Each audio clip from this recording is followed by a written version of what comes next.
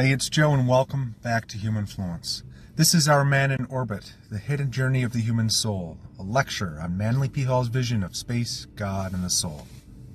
We are not merely discussing space travel or technological progress. We are exploring something far beyond that, the true meaning of our orbit, our place in the grand design, and what it reveals about the spiritual nature of our existence. Manly P. Hall, a mystic, philosopher, and visionary, once delivered a lecture titled Our Man in Orbit, God, Space, and the Human Soul, where he dissected the significance of humanity's reach into the cosmos. But as with all great esoteric teachings, the surface-level narrative was not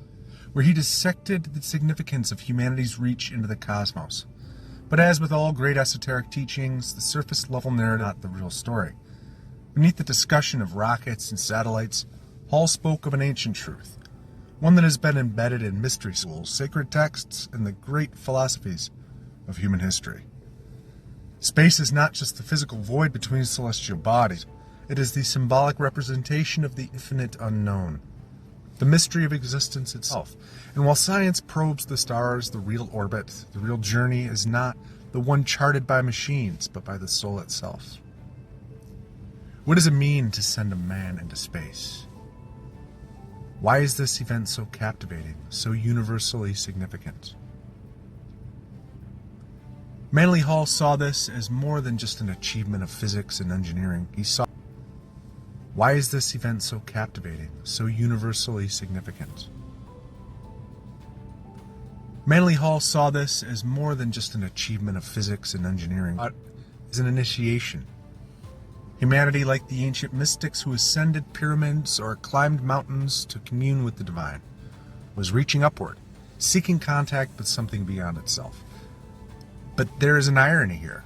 The deeper we go into outer space, the more we realize something crucial. We are still searching within. Because the great secret is this: no distance will bring us closer to divinity if we do not first awaken the divine within ourselves.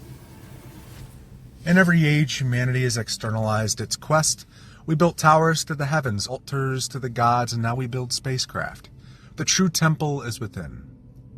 Hall warned of this distraction of seeking out there what can only be found inside. As he put it, man may hurl himself into the stars, but unless he takes his soul with him, he will find nothing but silence. The ancients already knew this. The Egyptians spoke of the Duat, a celestial realm that was as much an inner state of consciousness as it was a cosmic destination. The Hermeticists taught as above, so below, as within, so without, emphasizing that whatever exists in the microcosm exists in the macrocosm. And now, as humanity extends its reach into the cosmos, we must ask ourselves, are we merely fulfilling the technological aspirations of our age, or are we engaging in something far more profound? Let us consider the meaning of an orbit. A satellite, a planet, even a star, does not move in a straight line, but in a curve, a circle, a cycle. And this is not accidental. The very laws of the universe tell us that all motion is cyclical. Hall saw this pattern as the great rhythm of existence itself. The soul, too, moves in an orbit. It descends into matter. It experiences life. It forgets itself. It struggles, it learns, and eventually it seeks to return to its origin. Just as the planets revolve around the sun, so too do our spirits revolve around the eternal source of all things. The great sages of antiquity did not believe in linear existence. They knew that we do not simply begin and end. Instead, we return again and again, until the lessons of existence are learned.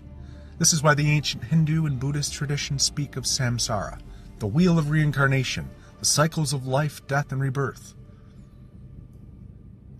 The Greeks spoke of the inevitability of destiny, which guides all beings back to their divine origin.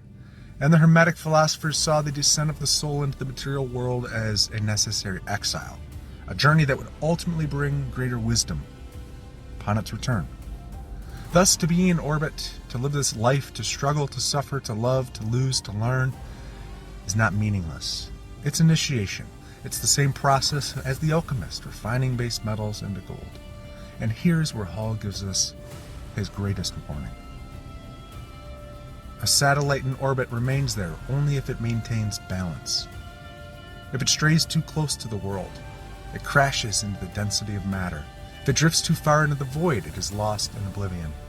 And so too is the human soul at risk, either of becoming too materialistic, too weighed down by the illusions of the world, or of becoming too detached, too nihilistic, losing itself in the abyss of meaninglessness. Balance is the key, the middle path, the razor's edge. To ascend, but not lose oneself in the process. We now live in an age where gods have been replaced with equations, where the mysteries of the ancients have been rewritten as mere metaphors, and where humanity believes it has outgrown the need for spiritual wisdom. But Hall warned that this is a dangerous illusion. Technology will not save us. Science will not grant us enlightenment.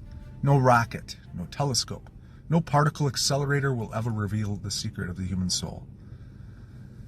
The ancients knew this. The Egyptians built pyramids not as tombs, but as machines of initiation, maps of the afterlife, guides to the cosmos. The mystery schools of Greece did not teach science as we know it, but the science of becoming. They sought not to understand the mechanics of the world, but the mechanics of the self. Today we have reversed this. We seek to understand everything except ourselves. And yet even the greatest scientists cannot escape the deeper truth. Quantum mechanics now tells us that the observer influences reality, that consciousness itself may be a fundamental force of the universe. What does this mean? It means the mystics were right all along. And Hall saw this moment coming. He knew that humanity's obsession with the external world would lead to a crisis of meaning. And that crisis is upon us now. And so we are faced with a choice. Do we continue to believe that our existence is merely an accident of physics, a meaningless dance of particles in an empty void?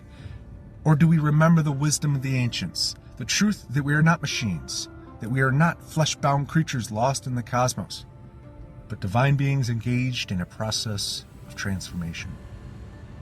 Because if we forget this, if we lose sight of the inner quest while chasing the outer world, then we will have conquered space but lost our souls in the process. So Hall's vision was not one of pessimism, but of warning. He saw in space travel a metaphor for the journey of the soul. He saw in humanity's scientific ambition a mirror of our deeper yearning for truth. But above all, he saw a danger, that we would forget the real journey in our obsession with the physical one. The ancient Hermetic axiom states, man is a star bound to a body. We are not here merely to exist. We are here to remember. We are not lost, we are orbiting. And if we awaken, if we balance the external and the internal, the material and the spiritual, we will not just send men into space, we will send ourselves beyond the veil. Not as astronauts, but as illuminated beings returning home. The universe is not out there, it is within you.